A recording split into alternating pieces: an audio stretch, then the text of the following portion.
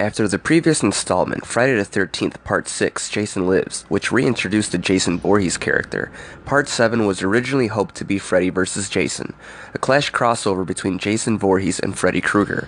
Plans fell apart when Paramount Pictures, which held the rights to the Friday the 13th series at the time, and New Line Cinema, which held the rights to the Nightmare on Elm Street films, failed to come to an agreement. The script was rewritten to pit Jason up against the telekinetic Tina Shepard instead. That film was eventually made possible when New Line bought the rights to the Friday the 13th series, but did not see a release until 2003.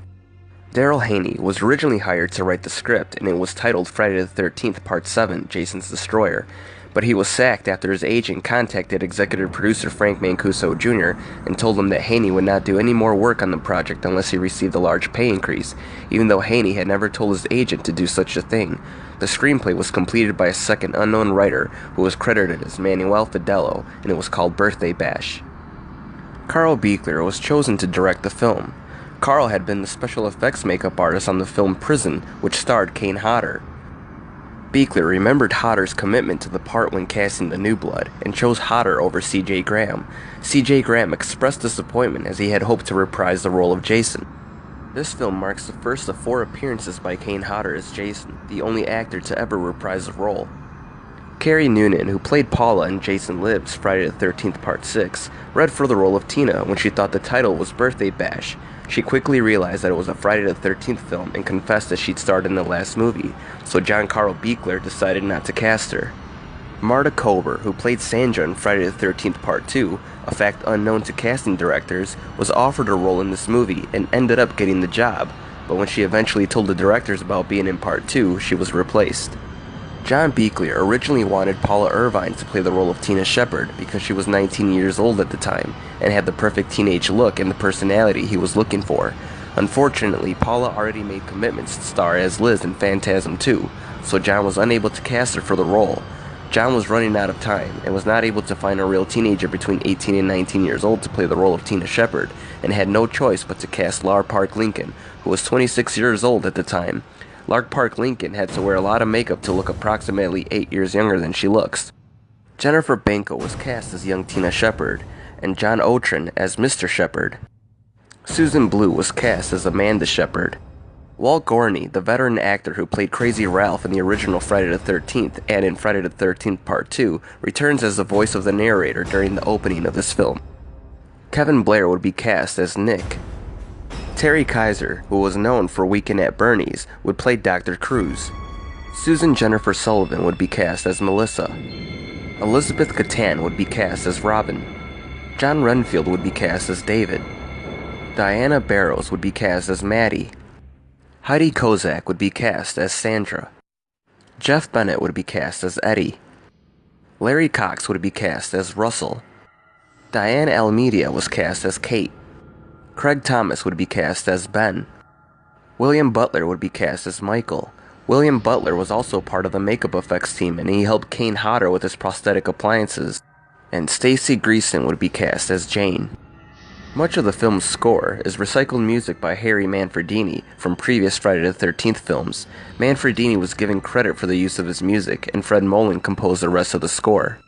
Director John Buechler stated that he clashed with associate producer Barbara Sachs continuously over many ideas that he had for the film. This included showing Jason unmasked for quite a bit of the movie.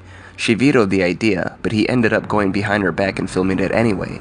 He also stated that the final sequence of Tina's father coming out of the water was to be more elaborate and feature full prosthetics and a life-size dummy. That sequence was completely overruled, and he ended up filming what he considers an inferior version of the sequence. Director John Buechler had publicly fumed many times over the years about the number of edits required by the MPAA to avoid an X rating. The film had to be submitted 9 times to the Motion Picture Association of America before being granted an R rating, and it stands as arguably the most heavily censored entry in the Friday the 13th series. Several explicit scenes of gore were cut in order to avoid an X rating, including Maddie's death, who originally had a sickle jammed through her neck, Ben's death, which showed Jason crushing his head into a bloody pulp. Kate's death revealed the gory aftermath of a party horn into her eyeball. Amanda Shepard's death originally showed Jason stabbing her from behind with the resulting blade going through her chest. Dr. Cruz's death showed Jason's tree trimming saw violently cutting into his stomach. Melissa's original death had Jason cleaving her head in half with an axe with a close-up of her eyes still wiggling in their sockets, a longer death in sleeping bag scene, and an ending scene of Jason jumping out of the water and grabbing a fisherman. Any hopes of a complete, uncut version of the film being released were dashed when it was revealed that the footage no longer exists as Paramount destroyed all the outtakes. The only way to see this film uncut is to score the early 1989 Dutch release on VHS, which is somewhat rare. It includes all the uncut death sequences with added blood and gore and facial reactions. Kane Hodder did all of his own stunts. Hodder was actually set on fire by an apparatus rigged so that the ignition could be captured on film. Hodder was on fire for a full 40 seconds, a record at that time. Kane Hodder said he had difficulty with the scene where he kills the camper in the sleeping bag by bashing her into the tree because the dummy inside was heavier than he thought it would be. The scene required a number of retakes because he kept swinging as hard as he could, but no matter how hard he swung the sleeping bag, he couldn't get it to look right. By the final take, he was so fed up with the situation that after he dropped the bag, he kicked it angrily. This is the shot that appears in the final film. At the time of its release, this was the first Friday the 13th film to have a peaceful ending that doesn't hint to Jason or some other killer returning for a sequel. The first 6 films all had some sort of ominous, scary ending that foreshadowed more killings in the future films. In 1989, it was the first Paramount film to have its pay cable debut on HBO and sister channel Cinemax in the United States. As a part of an exclusive first-run deal signed between the studio and a network a year earlier, it was the first film in the series since Friday the 13th Part 3 to air on the channels. The film was filmed in rural southern Alabama near Bay Minette. Friday the 13th Part 7, The New Blood, opened on Friday the 13th in May 1988. Debuting at number 1 and earning $8.2 million its opening weekend, ultimately the film would go on to gross a total of $19.2 million at the US box office, placing it at number 53 on the list of the year's top earners. The film received negative reviews from critics. John Buechler, the director, who also created the special makeup effects for the film, is credited with creating the definitive Jason. Friday the 13th Part 7 was released on VHS on September 28, 1994.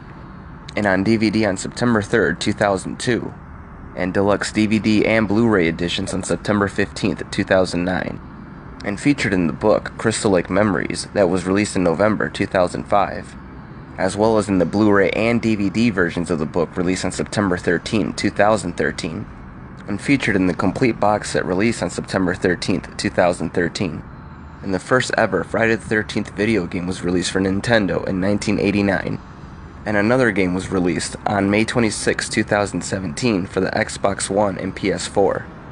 I hope you've enjoyed this brief look at Friday the 13th Part 7, The New Blood, and join me next time as we take a brief look at Friday the 13th Part 8, Jason Takes Manhattan.